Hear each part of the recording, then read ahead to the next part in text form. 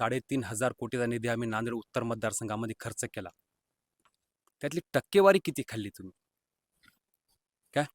त्यातली टक्केवारी किती खाल्ली? या फक्त प्रश्नाचं उत्तर द्या. आणि काही म्हणजे ते सगळ्या भंपक गप्पा आहे सर्व. उद्धव साहेबांनी यांना सगळ्यात अगोदर इकडला पूल वगैरे मंजूर केला होता, पासदगाव रोडचा. आमचेच कामं जे आहेत उद्धव साहेबांच्या काळामध्ये दिलेले, तेच कामं 4-4 वेळेस उद्घाटन करून तेच कामं परत केले त्या लोकांनी. आणि सांगायचं तात्पर्य झालं तर त्यांचा जे आजूबाजूचे जे कार्यकर्ते होते 2019 मध्ये, आम्ही त्यांची 2019 निवडणुकीला सोबत होतो आम्ही.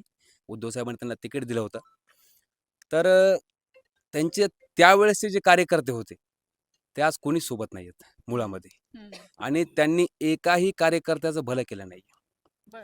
एकाही कार्यकर्त्याचं नाही. अक्षरशः तुम्हाला सांगतो, तरोडा गावामध्ये त्यांचे जे कार्यकर्ते होते, त्यांचं सुद्धा भलं केलेलं नाही. आज जे त्यांच्यासोबत माणसं दिसत आहेत ते सगळे नवीन आहेत.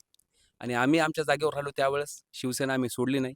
त्याच्यामुळं उद्धव साहेबांनी आमच्यावरती विश्वास ठेवून आमच्या चौघांना पण या वॉर्डामध्ये तिकीट दिलं आणि जनतेची सेवा करण्याची संधी दिलेली आहे. जनतेने सुद्धा ही संधी गमावू नये. आणि आत्ता त्यांनी त्यांच्या पुत्राला जी उमेदवारी दिलेली आहे आमच्या प्रभाग क्रमांक 1 मधून, सामाजिक कुठलंही योगदान नाहीये, त्यांना कुठलाही अनुभव नाहीये. घराणेशाही फक्त पब्लिकवरती लादायची आणि सत्तेवरती मजा मारायची. 50 खोके घेऊन सुद्धा यांनी हेच केलेलं आहे. आमच्या उद्धव साहेबाला देवासमान माणसाला धोका दिलेला आहे या सगळ्या लोकांनी.